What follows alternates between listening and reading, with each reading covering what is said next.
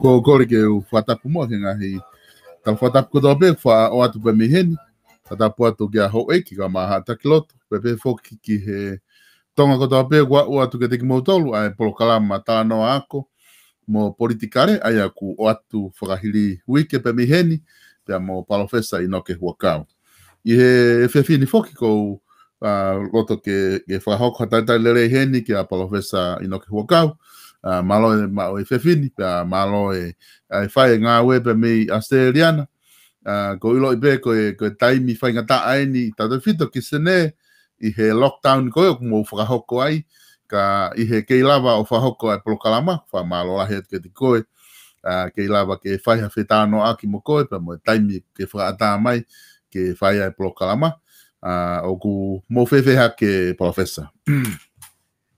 Malo beto si vesta pa ko re ka fanga whakatapuka ta hoko ata ta whakatala noa. Ko Australian o ku mau ki i ho haa Koi.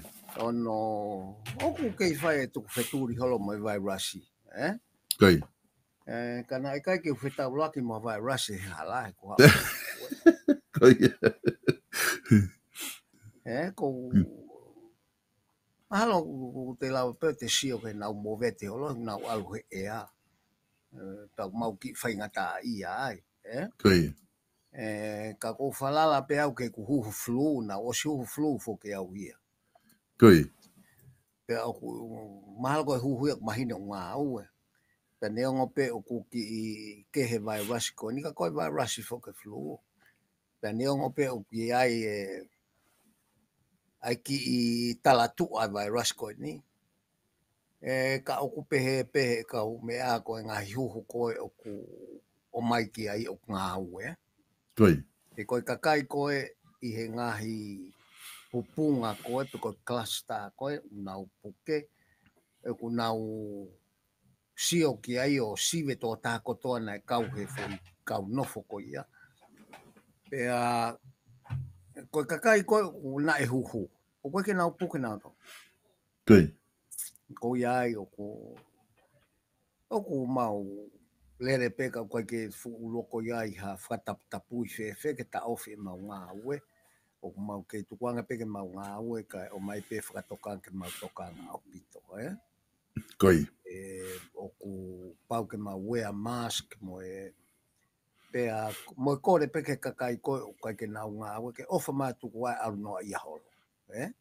Ka nau nofu maa. Kai kau ngā ue ki no kumi kakai koe o ku whasisi e kakai koe unau kumi. Koi. Ai koe whonga mau ngā ake taimini Silvester. Pe au pulere pe mau huhu. O tokoni ki ai ka kai ke mau amanaki mau tolu e toi fuu whakataputapui e mau lockdown ni mehi tuunga koe ni kumawa ke he te ahu. Koi. Koe maoni apito ia koe tu foke he ta Polokalama he aho ni he Professor.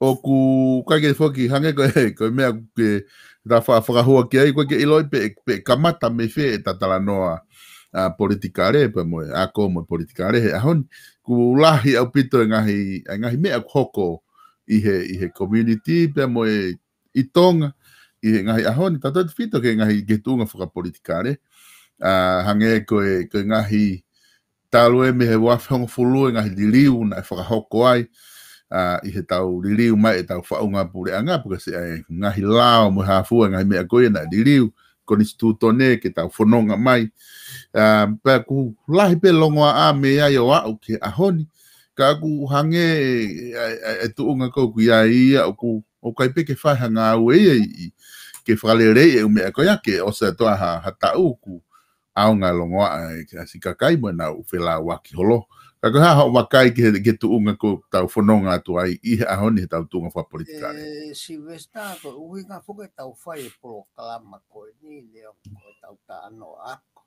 Ko ia. Ka kono uhi ngā te whito ke ai mua o iai haki i whakakau he tau ngā au. Ko ia. Ke tau sio atu o ku asi mai haki i whakakau o loloto ange. Ko ia. I he whai koe tau ngā au. Ka koe hange koe mea koe whakatātā aki Silvester. Ko tau hau e wafi hongo fulupa koe ngai te whito i me ai au ilo palparema. Koi. Ke review.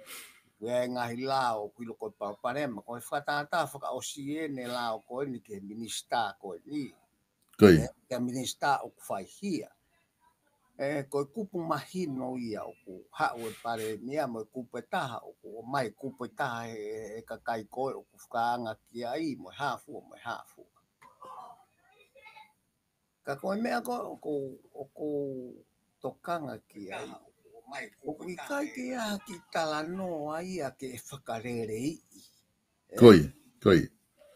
Ko e tau alu pe foi whaunga ku tau ostoloto hono palo pare ma ke tau toi alu pe mo ia ke tau e whakahoko. Ka hoko mai. Koi. E pea koe te sio koe he anga tala no e kakai. O whakaori, koe mea e ua o kuha mai ai. Ua ofe Filipa, kua kamata ke nau whehui nau tolu, pe koe haa koa ho tokoni anka nau tolu moi haa. Koi. E whihi ai e kau whafofo ngā he foi whaunga pe koe ni o tau o mo ia. Koi. Sai, o kuloto rewa albeta i mima mahino mai na uloto o ke asiang o tokoni, asiang o anga sirini ki he haa. Koi. O tokoni, ka oe whihi ai mo i kakai ko o whiri whare are a mo mea. Ka tau te whiri ko nau tolu ke wheinga ki loto. Ki loto. Koi. Koe whahinga ko ku nau osi loto. Osi mou nau tolu he tu whapaanga e pure anga. Koi. Pai nau toe rea nau tolu. He nau ilo nau tolu whapaanga ko nau olhol mo ia te nau laiki ak be nau tolu ea ki whafufonga fo o e ne kempei. Koi. Pea osi ko ia. Koe tau sa ia tai mini ke hau e kakai mo kau whiri whafufonga o mai tau paanga mo. Tokoni ke ngā au e mea keke. Koi. Osi ko ia pe nau tōki wharearea e Silvesta. Koi. Koe foi longo a koe taha. Hako nau toa tiri e kapangako. Koi. Koe tamai na ke whiri, koe tama kapangako. Io tama tufpaanga. O koe tama tufa paanga. O te ke tōrea koe kene tufa paanga mo e pe kune atu ha paanga, pe ku mau hane paanga, koe mena whainga ki ai. Koi. Mena e whakamorea ne paanga he totongi ho whiri. Koi. Ano hinga he kune ilo e wheitu u koe, e lahi e ne paanga ono maua. Boni nawa. Koe foi mea hoko, paku alu petai mi ia, mo e mahino ma e mea ko ia. Koi. Mea ko ia. Ka maari e Silvesta e tau sioki ai. Koi. O whiri ke tama tufa paanga, pe alu a tiri he paanga e whonua, pe ke toi kai latu, koe haku ke tiri ai.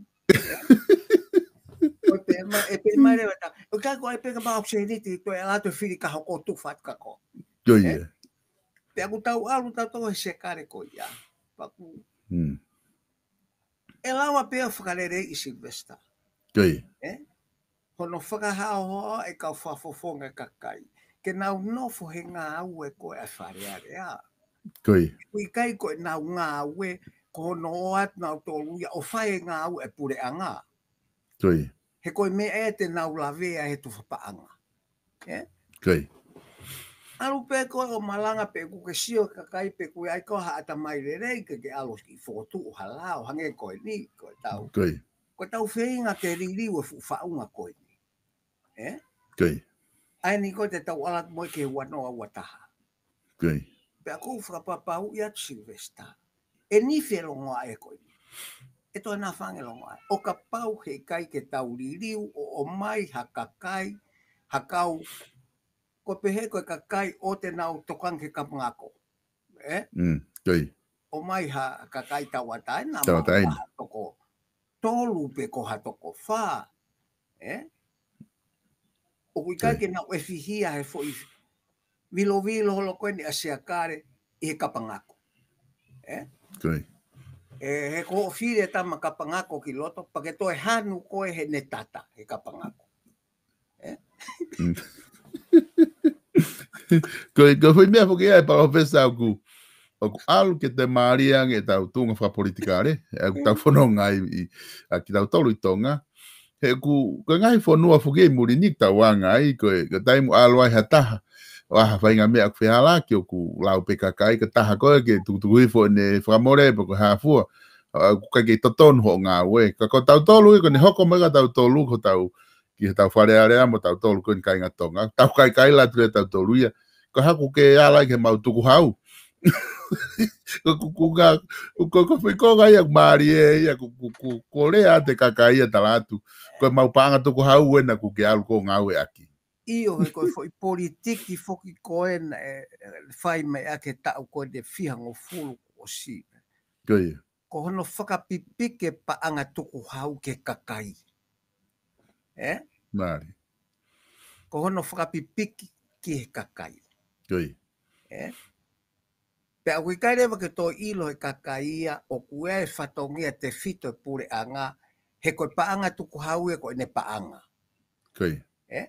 Ke whakahoko ake hono ngā he whatongia. Koe whi alu hala le rei. Koi. Ka koe ki sa ia koe tano ala.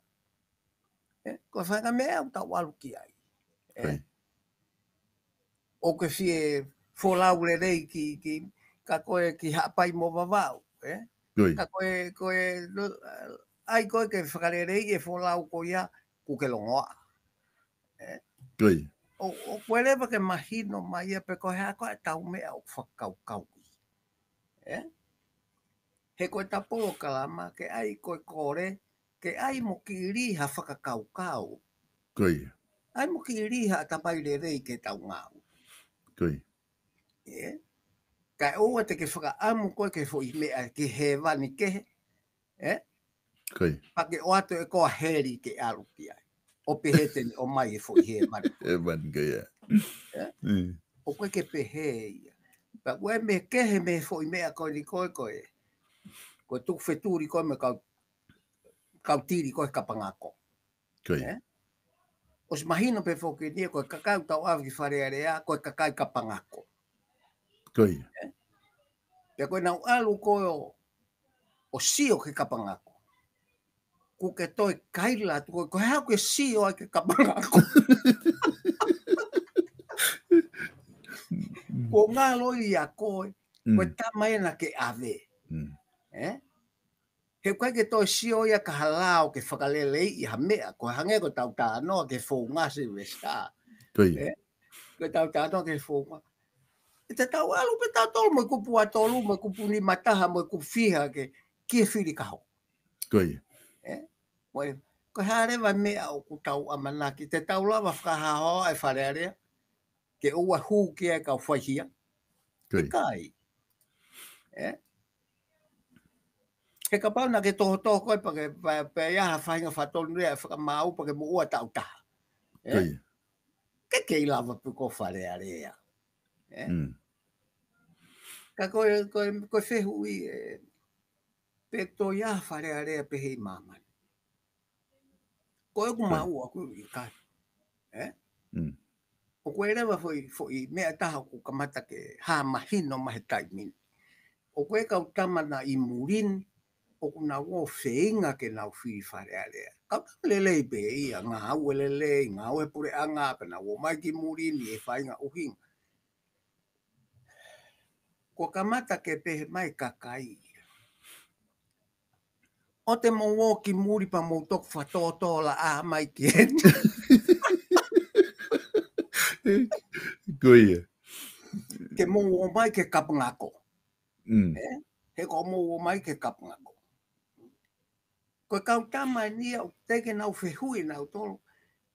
Pe ku mahui ngā ia koe kau tama muri he kapangako pe ku nau os ngako peki nau tolu. Koi. Ka nau wat nau tolu i halau maari e ke he ko tokoni ke whonua. Ake tau kei ku nau mau he ngā au i muri he tau lahi mo e hāfua mo e hāfu. Koi.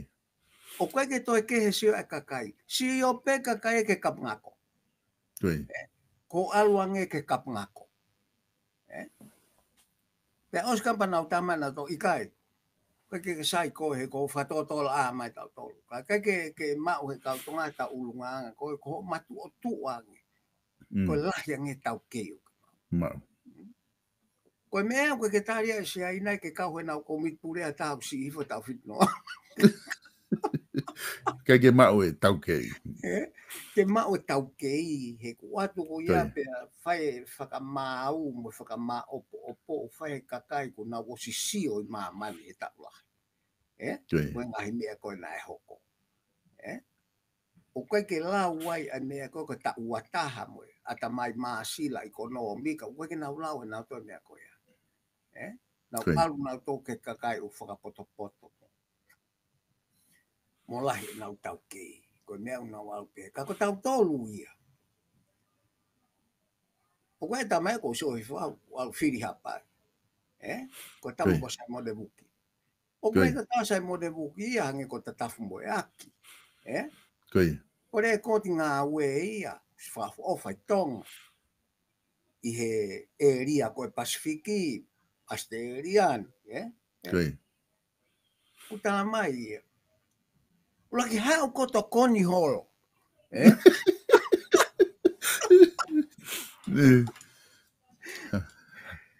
Ulaki hao koto koni holo o tufa paanga.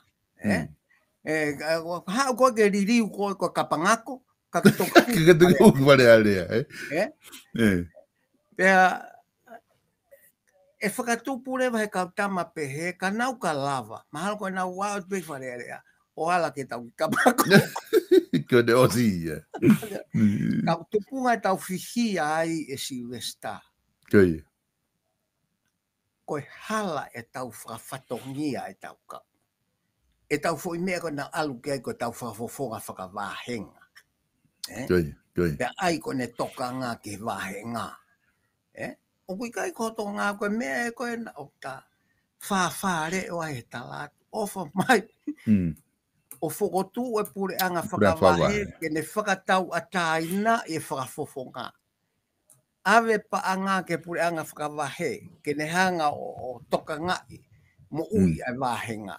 O kui kai koe ngā ue e tangata whafofonga whare area. Koe. Ko tangata whafofonga whare area e alu atu ia sio ke whakaluku fua e whonua ko hama e saiki ai. Pea o ku whakatala hono ni maa ona me kapa ngā kō.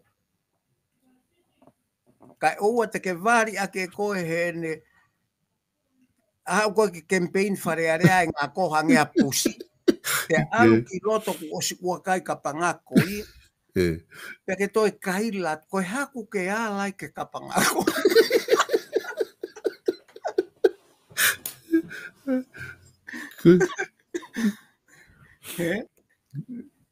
Pea o kou amanaki te nau sio ke tau kei mo ngā ue. Pea whakatwhitoa. He koe kau kapangako i o nau teu teu. He kai ke nau wao ngana toi whare area. Koe. He kai ke nau wao ngana toi ke whaulao. Pea ku toi kanoni ake ia. Ai toi o mai mo uilere e vahenga ke nau toka ngā e tuwhapaanga. Ka koe sistemi ia pe koe whaunga ia Silvesta o tau alua koe mo ia. Koe. Pea koe wafe watahanto pe mahina fiha pa tau alu ke whiri ko ia. Hala ke tau whakalele ia ki i mea. He kousia o wefe maa aki e wharearea e kautamako o se hanau mo ua. E whamawanga. Mo kautamako o teke nau mo ua o nau teu huatu. E ko tau wharearea e alu au ke tuunga. Ko e kau apopula. Mo kau teu ke huatia. Koe. E kuia e tamai a heni. Koe Romanian. Ko pēha tu, ko wheh mo community. Tamai i o mautolu no na mau, koe mau fufunga aue ko mautolu na mau whakalanga koe e drug dealing he whetu i Australian. Koe. Mau kaulahu iai. Pēha, koe konga lahi ka kai ko iaku nau lotonga i apopula. Pēha koe toe, o nau teu ke nau huat.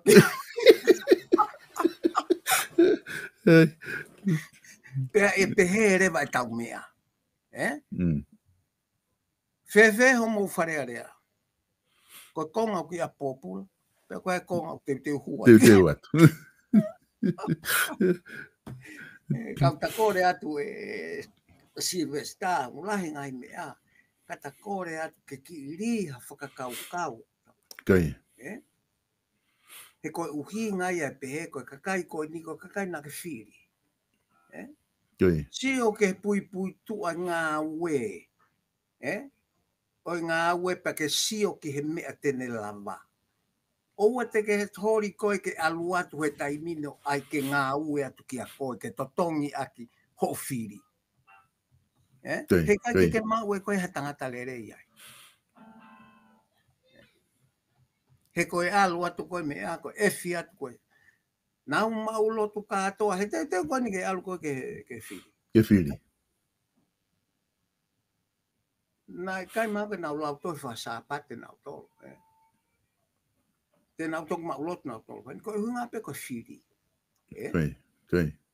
E koe mea e whi mai kakai ke hao tokoni holo ke u mea ke heke. Ai whono. Ka koe ta kore atu pe, to ki riha whakakaukau. Sio ke he pui tu a. Pea ke sio ke he ngā ue o teu ke whai. Pea ke toki whakaukau lewa o whiri ai. Pe koe tangata o whiunga ke alu ke whare area.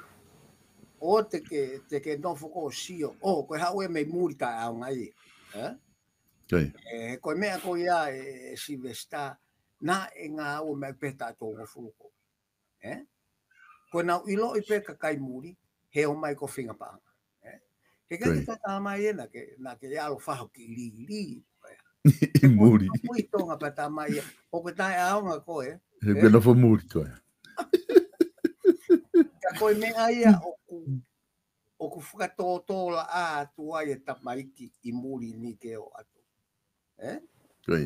O pēna o spi alpea. Koe uhinga pe walo a koe. He ko wongo i te ulawa tokoni. Koe. Ke palomparema koe hata whono.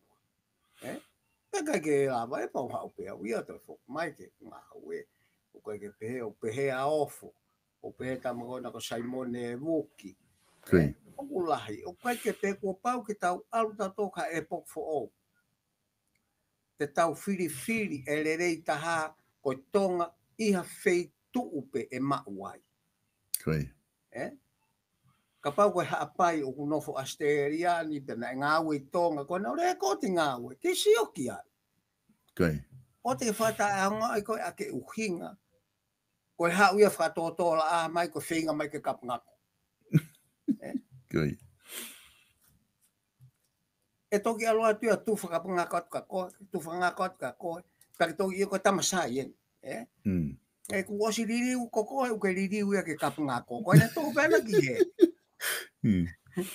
Ngako kapangako. Koe taim whukeni e palawhesa koe. Koe taim pene ko sianga pe ngahi wahe ngā ia. Ko wanga whukina tolu he kau whiriwharearea e tuwha. O ato ate ki whamoko ko ato e ha. Tuwha atu e ki he. Paka taim koku nau huai ka ha. Tau pehe ka whare kalap. Hu ate whafonga koe ka tu e whafonga tahi tu ataritari. Ke osmai programa tama koe hu ia alu ka hu ate campaign tama hoko. Koe alu koe tama koe kunau ki mare ia ke kau kalapu pehe. Koe hawhi tau sila. Koe ne pe mai po koe hala ko si. O kolosi i tamai a koe ni. Mui hao malanga noa ia mo re tau taimi koe ki hasila ia. E o mai koe kwange po koe wha matawa. E o koe me a ia. E ku tau alu ke whainga mo ui koe ia. Pea o te tau toi hanu siana. E Silvesta. O te tau toi hanu ne pala ku fuku ho tau wharearea. Koe. He koe me ai au tau awiki ai. Koe kakai ke nau tiri he tau kapangako. Koe. O te tau toi hanu. Aia koe, e palawhesa koe, koe whi whakaukau ia ku to e talamai he taha heni, e tamai e chei heni he tau kau follow koe he polokalama. Aia koe whi whakaukau ia ku oku mau me he whi whakaukau koe he ahoni. Koe whakafofonga koe ia ku alatu o tuwha atu ai ngako, koe tā mai ai alu ke kapanga ko iwale area. Koe ne tuwha atu, ake uhinga, he kue e kapangako o tari mai me he. He ka ke ave ia ki ai, e mau ene ngako anu. Koe ia. Ka kukwate ke ilo e ko ia tama o kuke ave. Koe ia. Koe taimi koe ia, E tau whiri, ko tau sio I pe a tangata no pui tua. Koia. He ko hau ia o mea, ko foi mea mahari e ia e pe. Tō e tamai whare are a. Koia. Whahumanu mahari e, kei whiri pe kakai a. Koia. Ko ofisa kolo ko tō ia, ato no mahari kene whetongi e. Kei whiri beia. O tau alu ki ai, I he whakapone, I he no si pinga mo e fōtunga ke. Koia. Oku kamata ke tau sio ka asilahi ange mahino mai ene ase taimini. Koia. He koe kau toko lahi mea kau whafofonga ulotonga I wharearea mo nau teu ke whiri taimini. Kapanga ko katoa. I e kumakai. O se pere ko tiko e netiri. O toi hau pia whakamatala ia te a koe na kai ke pehe ia. Koia. Koe uhinga pene ai ana ia ko sio mai ke a koe. Ko whakaofa. Koe uhinga ena le to'o a sirini. Koe katoa e kau kakai koe ni. Nana ui loto. Koe whahinga na I loto, mo whahinga ui loto taimin. O si hata hai te usio atu o kuha. Hange ko fo mea ko no pe. We, o kuia project e pure anga ko te ngahi, Hu mai le hok whare ke hau whataha e container. Hao e pewhi container taha ko ia. E container na pakoia. Na tau longo ai he ne hoko ki mua. He na tuku aki e o manlala na pehe. I he mea soa line. Tau longo ko tau whakalelei e ngai mea ko ia. Te kia. Ko tau whotu ha mei mea ke ne hau whatonu e tau ngāwe. Hala. Ko mea ia o ko tau whehu ia reo hai polo ka ama. Pe kuia e ko haki I whakakau. Kau mo haki atamai o whai ake tau ngāwe. Koia. Ko tau hiki ha aki hifu e ko lavu ke whai ngā pea. Ka koe alu koe te whito koe oi hala. O lava ai e ngahi mea koe ni. O whare area. Ke whalelei e tau lau. He koe ke aluatu ha taha ia. Koe ai ke whakalelei e tau lau. Koia. Koe whakaofa koe ko Papua New Guinea mahana ta o wanoa patoki lava fotu. E nau Corruption Commission. Koia. Me koe whainga mea e au tau alu ke hatai mini. Professor Koai ki whaiwhehu I hene ko o mai he taha koe ni. Ki lawe mai mua ki he palaparema hoko ki he demokalati ko ia a South Africa. O whakahoa ki Tonga, ma teke ai demokalati kakato. Ko tari no peki ai e Silvestar. Ka pau te tau sia holo ki he demokalati. Koe mea ia upalopare mai Afrika. He koe whaunga le leita hai ke to'o aki ai kakai o tu whanua, oha whanua me ho nau kere. Kere. Koe whaunga le leita hai ko demokalati. Anu ngā ua ki Musilani, Australia, Amerika, Kanata. He kai ke mau e ko ha demokalati. He taimini. Na nau o atu ki a whanua ma oku. Nau tae e whihia he mea koe. Koia. Ta koe mea au to ton ke tau tokanga tau tolu ke ai Tonga. He te eke alu atu e lao. He peheni Silvestar, te wata whatata. Sai, na tau nofo foko tak tato nga ene veve. Koia. Tau nofo tak tato nga ene veve na tupu hake au.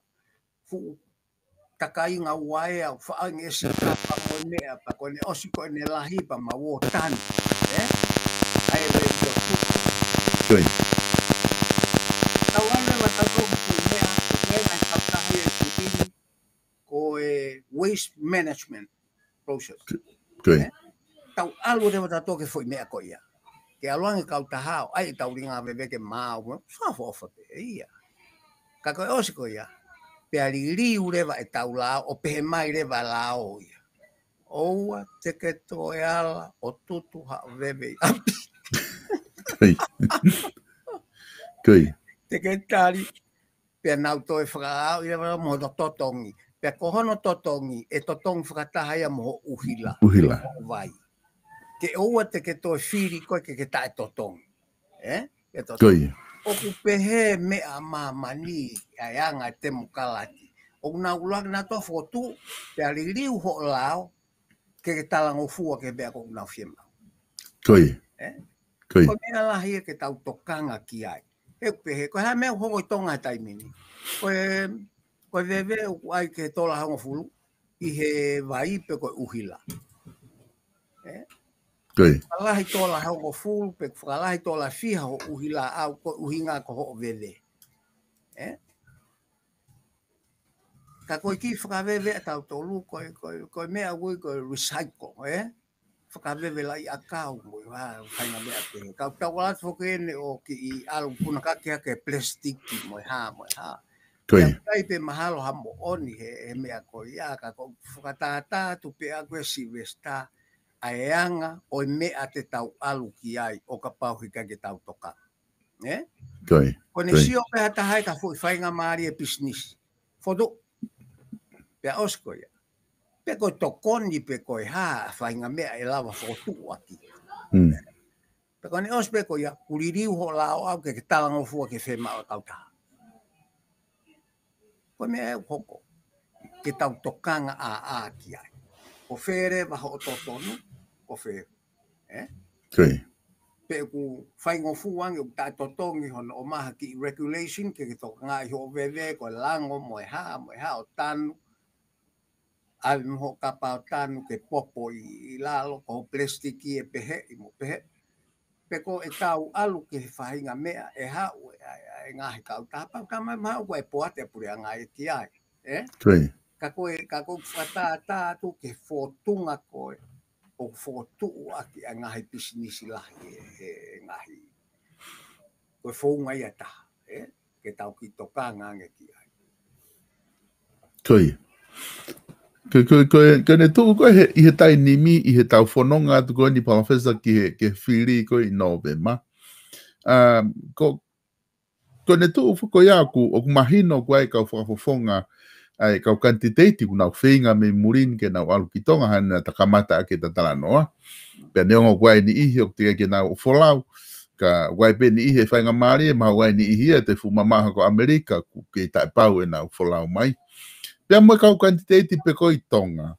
Kai hange koe na efto fola tu i ki ai ke kakai ke nau mana tu i koe ki nau tolu ko i whare area ko kakai e na nau whiri mai. Ko hai e whahinga kantiteiti lele i taha he dai nimi o totonu i kakai ke nau nofo o sio pa na wanga o whiri ki whare area ke ne hoko atu a ngā ue a pure a ngai Novema. Sio pe koe ki hataha i aluato mata tene whai whatongia whare area. Whare area. Koi. Tukuange e koe fo i whiri koe ke kapangako. Koi. Ka ke whiri e koe hataha e amanaki. Ke aluato whai whatongia whare area. Pea no fo whai whakahoko whatongia koe. Pa ke hanga whehu i ai. He koe tau te toi palpare ma. He koe ke lava whare area o whai hono whatongia. Koe hahono uhinga. Ko toa kau tamu koe na pōpō ke pure anga pe ko kulupu.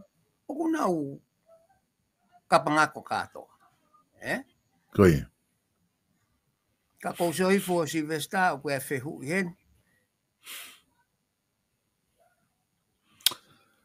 Mahal koe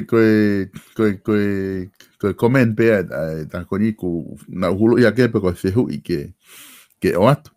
Ka ku koe ne comment mai bena ia pōpō ke talanga koko ku whai he ka venga. Ai rewa professor kone tu atu koe ni ku tala noa ni he longoa a kone ko he whai la he kupu wa tolu koe o lao. Ai a whoki na kai ke fu whakatoka ngā i lahi ia ka inea o mai ko ke taimi ko na tautea ia ko minister i whamawanga. Pea na hanga rewa he pare mea ngau e ke foi kupu atolu. Pea kamata ke te hange o ku whakatoka ngā i rewa he kakai e foi kupu atolu. O tala mai foki ke lawa ke whai ha no tautea na e moha no tukuange me ngā ue mo me ngai mea pehe. Ko i ngā he o kupure kupu atolu ia ange ia ahe whāua ke tangi mo ngai mea pehe. Ka ko ngā ute mahino foki he tainimi. O koe ke ngā ue whai mea koe a neongo he asi kupu atolu. He koe ku osi ave minister ia ki tori ku ke tari kei pure pe whamau a ngā ia. Ia nau whai tūtūni a nau tolu. Aia ku heka koe kupu atolu ia ku koe ke ilope ko whai mea e tuu ki ai. Ko haa ngā ue e whai ki ai. Ko haa ngā ho wakai ki ai. Ko haa mea utotoni ke whakahoko ki he kupu atolu ke te mahino. Nā tau si kore atu Silvesta. Ko ia. O wha mai o amenti kupu atolu. E watolu. Tamate i kono whaito o ia. Ko ia. Tamate i kupu atolu ka i ririu ke foi original. Hena ko toki ririu ene waftato. Ko ia. Ko ia. Kono uhi ngāpe ke whakanofo i e kau. Mo ua koto pe whamaua ngai wharearea, o kui wharearea. E taimi ko ia. Ko ia. E kai ki tala ata ape ko hai fua. Ko ia. Ka koe foi, koe ngā ue e kupu koe ni. Kono tamate i koe whai ngofua. Ka ke mo ua he whakamau anga tonga. He kai ke toi ngofua koe ke ngā whapure anga. Tuku ke he o ka pau e o atu ha mesi he tui. Kia ko. Nā mo ia pe kuwhie mao pe kai. Ka tau ai peke no ke mahino ka tau tō. He koe mea au tau palopare mai. He nā tau ilo ke fo i ririu e kupu koe ni. Mono tohi mono mea. Koe mea ia ko ofa mai ai o ave ha kakai o ko ke whakakau te nā ngā au e wharearea. He koe lahi e ngahi lao e o kwa ke ilo ke whonua ia. Koe. Hange koe ni, pos li riu e lao e mala e, o koe ke to iaha ala tuko tō maka ko konga mala e moe ha. Koe. Pos li riu ia. O whaiteri hape ofisa kolo e mapure whakamano tuhu ia konga ke tanu ata. Koe. Kau tau ke nofo mai pe kakaia ko konga mala e mautolo. Ko konga mala e mautolo e na ngata he ngata, o kai toi pehe pos li riu e lao. Koe. Hange koe ni ko mea koe ni ke ko tuku whakaholo. Whe mau he lao e tai mini ke tohi hao toi tuku. Koe. Kai ke tohi koe ha toi tuku. Koe ki kerekere, kon kerekere pete ke pure ki ai ko ea. Koe kolo ai aho o mātua. Pure ka anto ke whanau. Vai. O ka pau o koe kia hao toi tuku. Koe hae toko whiha i tonga o kunau ilo e fo i lao ko ia. Ko osili riu o whamamafa. Pe lao ai whonua. Koe. Ke ngā ue kakai ke aha nau toi tuku ke mau ke ua ke whamiri he ene mate. Koe umea ia ke tau laka ke ka o whamai o awe he kakai ke na o mai whakamatala. Koe o mai koe kau wharearea. Nau tala noa ki he lao na nau pāsi he fo i wike. He nau ngāwe. Nā mauhanga pāsi wharearea lao. Koe nau ngāwe. O koe nau ngāwe e nau tolu koe o mai o sio pe koe haha me i ngako e o atka koe. Koe. He koe he ka pau te hoko atu e whahinga mea koe ia. O vaihi e. Hama u hakakai e ke nau whaiho nau whatongi ai wharearea. O tengi tau whanonga nau tolu ia whawhonga wharearea. Ko hao rea he re tio na mau lau i mea koe ni. Ta ku hinga fo i la koe ni ke ha moe ha. Koe. O ku kai ke ilo he kakai whonua o ku alu pe taimi mo whoko tu uniu ai lao e whonua o ku i kai ke nau ilo ki ai. Ka koe whaunga ne rei tahai ai whai te rihai. Ha whahinga pure anga i he lao koe. Koe. Ka koe mea aia si vesta ka ta kore pe tau ki ofa mai o ki rihi fo whakaukau o ta mai. Koe. ke sio ke kakai ko fie mau. O koe ke totonu ke sio koe pe koe nau hao mi se. Sio pe kune mau e ulunganga kene alu. He ku weka unga e whare area unau tokoni ke whaulao ma mea koe. Pate nau tokoni lahi na toke a koe. Kapa ke alu atu ki ai. Ko ho ngā ue ki he lao. Pake hao whamatala i mai lao ke whakahu lao pasi ki e whonua. O ua ai e mea koe ni ke o atu e ai miti a hu whakahoko mai e tala noa a whare area. Ke upake usio atau koe o kuia hano fu aunga. E aunga ke kai e whonua hao mai e kau whafufunga tala mai. Koe la ona mau pasi pe whamatala i whakalele. He koe ai koe o mai a ko whamafola o whamafola mai mea e whare area. Koe mea bege kau Facebook a mo kau reti o ke nau komenti ai mo no hai noa ia. Koe ke aunga i ke kakai whonua. Koe ne aunga ana ke kakai whonua koe polo kalama upe. Polo kalama ina e whare area o toko. Hawa taha whakamatala mai. Ko fo ila ko ni na pase whare rea. Pea kuhinga pehe mo pehe pehe. E fie whanonga kakai pe aunga.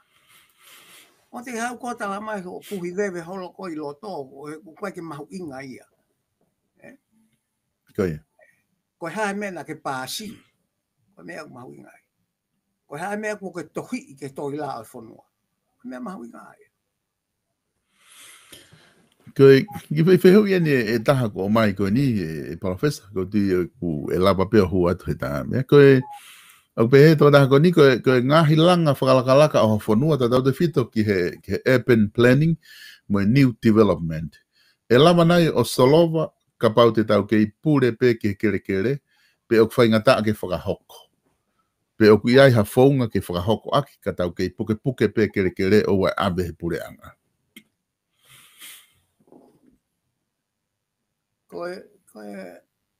O koe whuke mea mahalo koe pehe ka whie mau he pure a ngaha.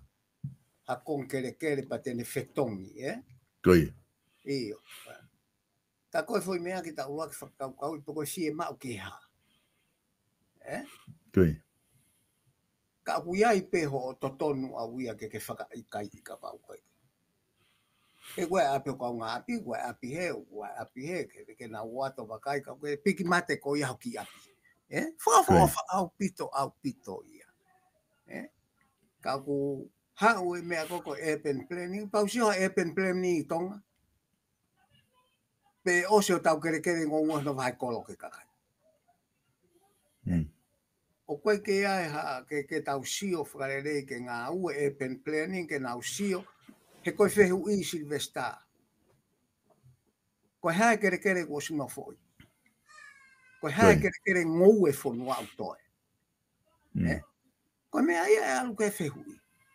Pe tau sio rewe palani urban planning ke tau whakangata ngata. He koe ka ia o mau api hapai, unau teo mai no tō mau api tonga.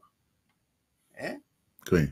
Ai o pehe pe ko ha whainga whonga ka ku. Ka tau sio he koe ngahi motu iau whari i aki. Pai kai motu ka tau sio pe ko hae ai palani te tau whai ke vahe anga e tau no fo. I ngā ue. Koe. Koe tu whaka koe ai tu koe tonga he whakaukau koe ai, professor.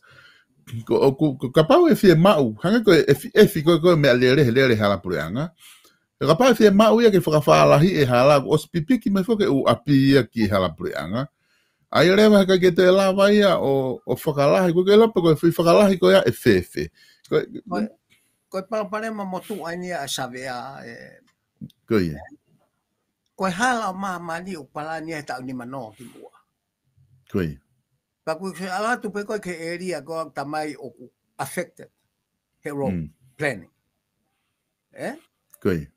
Pe ke ilo pe koe o koe alu he feitu o ku uesia o ka whakalahi hala. Koe. Pe koe taim pe koe whakalahi hala e Silvestar. O kua te prenga ato o sirini ke kumea mea ke hiki ai. Koe. Hena os palane hala ia folo peke. O mea hoko. Ka kotonga ia ko mea ko hoko lahi ai mea. O ku ia to mua. Ko area ia pureanga. Fato o se ngata faaki. Koi. Pe ko e ofa taha pe ko. Ka ai o tau wala ke leini tolu pe fa. E ke ilava pe o whakalahi e pureanga. Ka koe tupu me hate ka usawea o kapangako. Pena ulere pe na tolo ngata anga e api hewe e halape. Koe tato o mua ia. Koi, palopare mai. Ia, koe palopare mai ia. Koe palopare mai ia. Ai palani, koe palopare mai tau tai whai ke la o hala pureanga. Koe hea aluai ho a whaaki ke hala. Ko wheto o mua pureanga. Lahi ngai hala i tonga tai miu kai tato o mua ia. Mona. Ko mea leo wala tukai pureanga, to ato e lao ko ia, hiki ho a aluki mui. Panga we. Nau tupu hake au kolo motua, na e mau ki foi hala matolu me wha alua kau piriki ki havelu. Foi hala ngaton, Koi. Lere ki havelu, me longo, me turiko longo. Hanon, ilo tai mini e, hange hanga tae hala. Koi. Ko ngā ue a hai hono savea e hala. Ko mea e kouta, te tau alo kapangako katoa pe ke tau ngā ue tato sia. Koi. Ko lau a kau kapangako ke kapangako.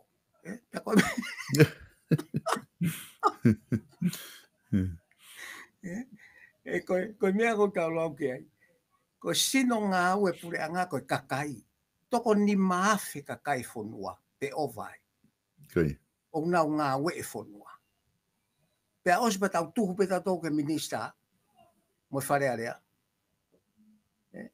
Kai tuku pe whahinga ko ke nau ki tiri holo pe nau tolu i lalo he, o whakalava me i ngako e nau pahinga ngā ue kai mio, o kai ke toa tō mua e tau ngai hala. Ko pono pare mai a e Silvesta ke tau seo ki ai. Koi. He ku ha mai ai tai whai ke ngā ue. Koi. O mau wala mato te to gala ta fa ton se mau hala mau api Koi. Ku sio ke me a ke anga tu nga lere hala ko ngata anga api ko me ko ia. Ko tau nga wela hi kana o si ha o foi me ka tai ko si ko pehe. Ko ka me na ulisi api toko ua Koi. na ulisi. Pea o se risi, pa mau te en mau tolu, tama ia, o se risi, ka tau te en noke, peko ha mea whai aki, konga api ko. Koi. I loa e o atu koe ke ofisi whanua, o stoi whakalahe risi. Oh. Koi. Whakalahe pe tama koe na ne risi. O koe ke toi kawa e o nā, o lawa whee mea koe, ni o ko alu e whakahono whakahela. Koi. O alo whakatontonu whakalao, te ke ai loea, te ke alo whakatontonu whakamaua, kai tau si whatola wafe. Koi. Ka koe fōi ngā ue hala o whakahoko. Koe haa uhinga ka whakaloloa harisi, o koe ke ilo o nai ki ai. Te ke alo pe koe na ke nofo ai, pe koe fōi uhinga ko tala mai pe, mea whoke ko ia pena nofo ai api. Ka koe ngai mea ia e Silvesta te tau si o ke ai pa ko kore ki tau ka kai muri o whamai o mo tokanga ki o mo kere i tonga o ke mahu inga. Koi. O kere, whamiri, whakakainga ka ko. He kono ui ngā une whakawahi ngā aua whakatapangako, kai ki tau ua ka tau Koi. Koi inga koe taimi e whalawhesta. E kai ke tatala noa ki ka kano o lao spoti. E pe ke whai process mai ai consultation ia mai umea koe ia. E pe e proklama te toksio ki ka kano o lao spoti. Ka koe whehui pe ia. Ko inga koe o kamata hano tala noa i he tainimi ai whi lao koe ni ke nehanga o toka ngai ai nga spoti ki lo be foki ko na spoti li ki ya ko komit na to ua pe ko mahal ko be nga hi spot ke he ya ko o pe he ka ko foi la ko ni fa o mai ko ni pure anga ke toka nga ko spoti o ko fai e longo a ka ko fatongia o hai kene fai ai la ko ni ki spoti fatongia pure anga Silvesta ko ya ko sektor longo anta hai di utau yai ko mo bete ko sektor mo bete ngahi ko miti ke ko e taimi ko fa he pure anga hala o ke na nga au ki ai ke na nga au frata ke taha na nga au o ko e ka una fatun lure ko fa ula e pure anga ke na pure ko e ta fa ke taha ko fa o pure anga lao ke nga we aki he nga sino ko ni ke na taha yo no ke fa ngo fu ko e ko nge ko ni fia mau ke whamatala paanga. Ko hau ia ko fōsia ko ngai kautaha ta mi whamatala paanga ko mea ia he lao kautaha. Koi. O ku te kei ke hau ia ko mea ke lao sipoti. Te apau ke sa ia ko pure ngā te whatonu ia ko whaula pure ngā ke toku ngā ia ke sektor ko. Kono whatonu ia peo nai. Pakapau le wau ke pōpō koe te whamamafa koe ke whoi uhinga, koe whaulao e pure a ngā ke pure e sipoti. Koi. Koe whoi mea koe whaulao ke ne toka ngā ia ka sektoa, o ta tau tofu pe ia mo whaulao ke toka ngā ia ke ngai kauta pisnisi. Ke whaulao pia. Ka koe nau ke whai consultant, ko tai mea ke aluai ki ai o whakahaho loto. Koi. Atu o uhinga. Pe ku ke tawhaaki sio he tawhaaki koe pure i, pe ku sio he tawhaaki koe ngā aue aki. He koe mwoi mea ni tāka pau te tatau ke koe riki. Koe apply koe na ke tāri koe he ai ala e la. Koi. Ko ti ena ala e la foku. Koe tāri e fo i apply koe ia. O koe ke hanga he fo i tūtu unia koe au to o ti ena ala e la i hono mawhai ke toka ngā e riki ato. Riki, koi. Koe en tō i e. Ka koe ka kai hange ia o koe ke toi aha mea ke toka e tau riki. O koe ke a whelave e tūtu unia koe ia mo whatongia o ti ena ala e la ke toka ngā e riki whawhonua katoa. Ka tau tok whasio atu pe he ai ala e la mo tau ka koe whe mawhue ai ala e la ke ngā ue koe ke World Cup. Tau mui ai ke dawa e tau mate mato ngā o wainga World Cup. Koi. Ka tau talanga fua, ka tau sio wharerei ke ngā hi uhinga koe o e whaulao ai pure ngā te sporti. Koi. O matau ai. O kulahiang e ta whauna whaka ngā ue ke ngā kau ta sporti. I hono ta whaki purei. Purei. O koe koe whau he mea pa tu o atoa mea ke wata whafafonga pure a ngā o kau homo komiti. O koe ke pehe. Filipe mo to homo komiti. Ka nau sio. Ko homo konistu tōne ke whasio ange pe ko ne whakakato lao koe no kuatu. Pe ku whao whatatau ke lao koe no kuatu koe ke pure. Ka koe mea ka te tau tok sio ka Silvesta ki he anga ka kano e lao po ni ka kei whainga maari e whaingo ulongo anke nau kau o abiho naure o he consultation ki he pure anga ke nau na maua hale rei koi e koe mea ko hoko ko to e fihia pe foke mea ko ni e kapunga ko koi mahalo foka kapea ke whaua lewa pui lao ke whaua lao ke ki ua e whakamanga Aki tapun. Tapuri.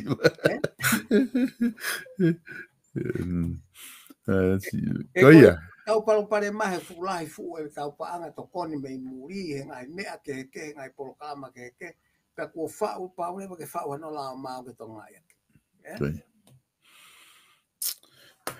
Ko tui mahalo e professor ko la vai ta taimi ke fini.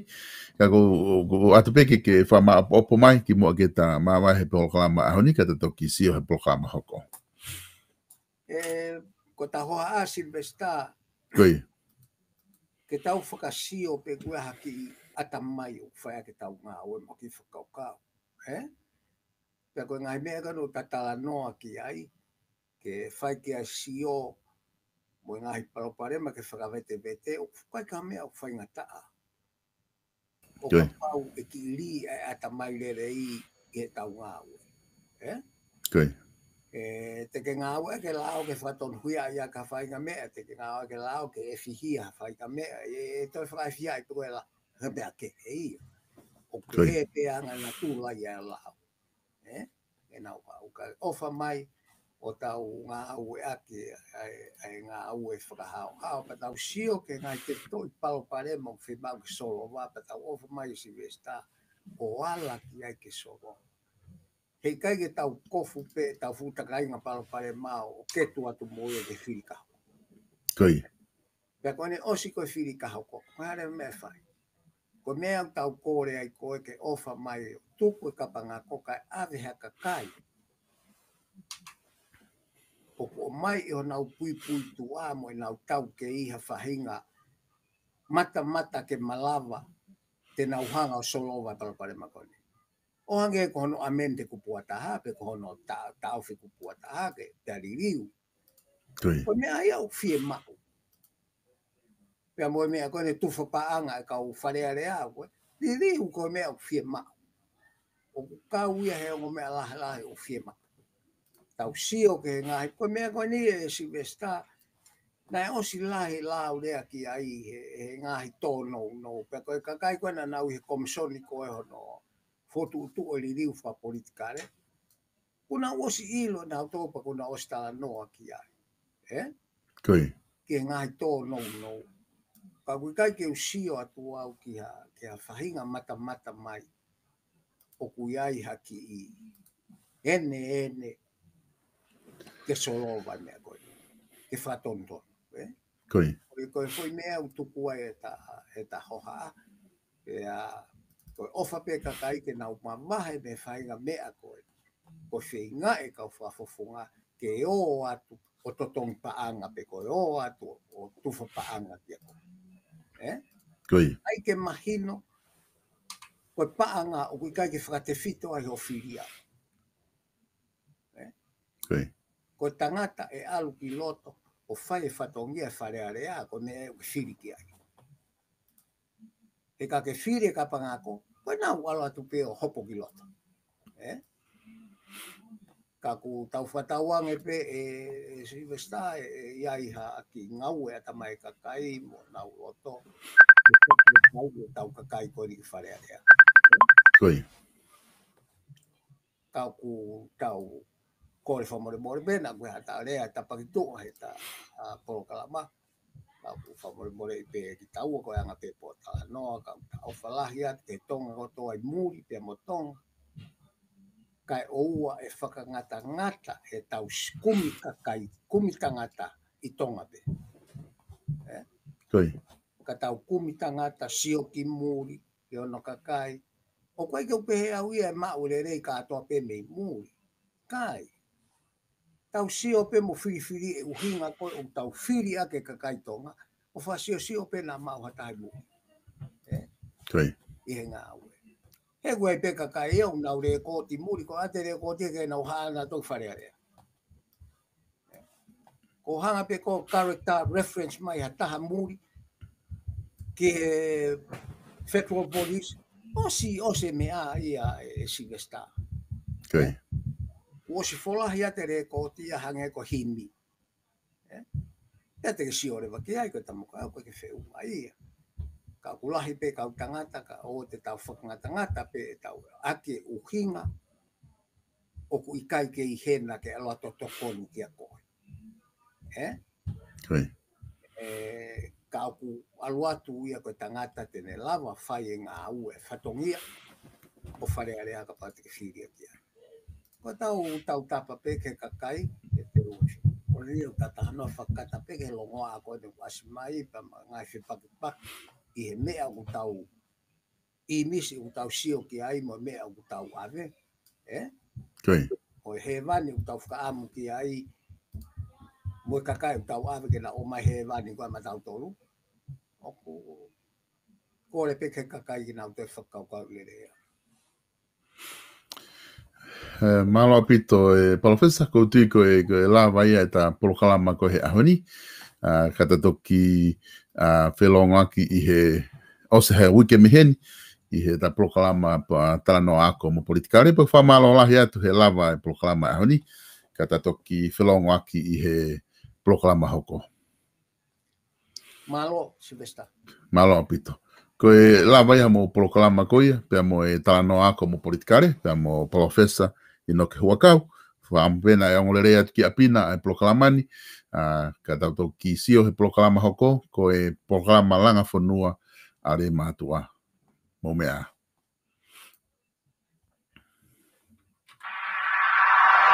Vai tutu futere que tu ua tu e kunga tu a foi pili te lolo ahala e valu tu a ofa tu ko to kala tu fi mano malo piu que é teu te teu fola pe unu mai o fala u que have ki pe ala iki aki anga hi kolo tau